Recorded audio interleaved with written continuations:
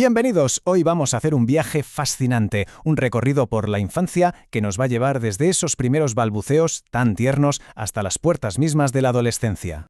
Y para empezar, vamos a lanzar una pregunta que, la verdad, toca el corazón de uno de los mayores milagros de la vida. A ver, ¿cómo es posible que un bebé tan pequeño aprenda a caminar, a hablar e incluso a soñar? Bueno, pues lo primero es lo primero. Antes de nada es súper importante que tengamos claros dos conceptos que a menudo se confunden pero que no son para nada lo mismo: el crecimiento y el desarrollo. A ver, para que quede claro, pensemos en el crecimiento como algo que se puede medir, ¿no? Es cuantitativo, más altura, más peso, como un árbol que simplemente se hace más grande. El desarrollo, en cambio, es otra cosa, es cualitativo. Es la capacidad de hacer cosas nuevas, de volverse más hábil, de aprender a resolver un puzzle cada vez más complicado. Y hablando de crecimiento, el ritmo es que es absolutamente asombroso. Para que nos hagamos una idea, un bebé sano normalmente duplica su peso de nacimiento en apenas 5 o 6 meses. Duplica su peso. Y ojo a este dato, porque es clave. El perímetro de la cabeza, que al final es el mejor indicador de cómo crece el cerebro, aumenta más de un 45% en los 2 primeros años. Es una barbaridad. Es un ritmo de crecimiento que no volveremos a ver en toda la vida. Muy bien, pues vamos a meternos de lleno en la primera gran etapa, que es sin duda la más transformadora de todas. Hablamos, como no, del increíble primer año de vida. Vale, este esquema va a ser como nuestro mapa para todo el recorrido, ¿de acuerdo? Y como se ve, empezamos justo aquí, en la etapa que llamamos lactante. En este punto todo, absolutamente todo, gira en torno a las necesidades físicas y emocionales. Fijaos qué curioso, porque las habilidades motoras más grandes, las gruesas, siguen un orden muy claro, de la cabeza hacia los pies. Todo empieza con el control del cuello, de la cabeza, y de ahí va bajando, hasta que consiguen dar esos esperadísimos primeros pasos. Y a la vez que pasa todo eso, en paralelo, se van afinando las habilidades motoras más precisas, las finas.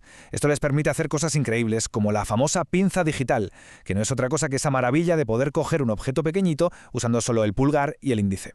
El lenguaje es otra de esas secuencias mágicas. Empieza con simples ruiditos, arrullos, luego los balbuceos, hasta que de repente, cerca del primer cumpleaños, llega la primera palabra con un significado real. Y es en esta etapa donde se forjan las primerísimas conexiones sociales. Todo arranca con esa sonrisa social que derrite a cualquiera, ¿verdad? Y poco a poco evoluciona hasta que, de repente, desconfían de los extraños. Y ojo, que esto no es malo, al contrario, es una señal clarísima de que han creado un vínculo de apego seguro.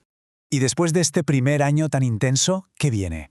Pues pasamos a una etapa que es un auténtico torbellino de energía y descubrimientos, la edad preescolar. Si volvemos a nuestro mapa, vemos que entramos de lleno en lo que se llama la primera infancia. Y aquí el foco cambia.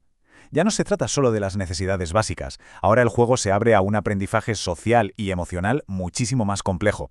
Esta fase es la de la independencia, la del yo solito. Es un momento definido por una imaginación desbordante, por el juego y por supuesto por esa curiosidad insaciable que les lleva a la famosa fase del ¿y por qué? A nivel de pensamiento, el famoso psicólogo Jean Piaget describió esta fase como la etapa preoperacional. ¿Y qué significa esto en cristiano? Pues que su pensamiento es totalmente egocéntrico. Un ejemplo clarísimo: si se tapan los ojos y no ven a nadie, creen que nadie les ve a ellos. Su punto de vista es literalmente el único que existe en su universo. Y con la llegada al cole, el mundo de los niños se hace gigante. De repente, se expande mucho, mucho más allá de las paredes de casa y de la familia. Aquí es donde se produce un cambio social importantísimo. El grupo de amigos se convierte en el centro de su universo. La aprobación que antes buscaban en la familia, ahora la buscan en los profes. Y sobre todo en sus iguales. Empiezan a necesitar a sus padres como figuras estables, como un puerto seguro. Pero ya no tanto como sus principales confidentes. Su forma de pensar también da un salto de gigante. Entran en la que Piaget llamó la etapa de las operaciones concretas. Básicamente la lógica empieza a tomar el control. Ahora ya son capaces de hacer cosas como clasificar objetos por su color y su forma a la vez, y entienden conceptos como la reversibilidad. Vamos, que si el agua se convierte en hielo, saben que también puede volver a ser agua.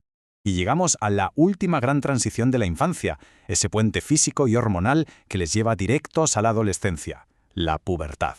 Lo que vemos aquí es básicamente una hoja de ruta muy detallada de la pubertad, usando los estadios clínicos de Tanner. Y fijaos en las diferencias de tiempo, que son importantes. En las chicas, todo suele empezar un poco antes, entre los 8 y los 13 años. En los chicos, lo normal es que arranque entre los 9 y medio y los 14.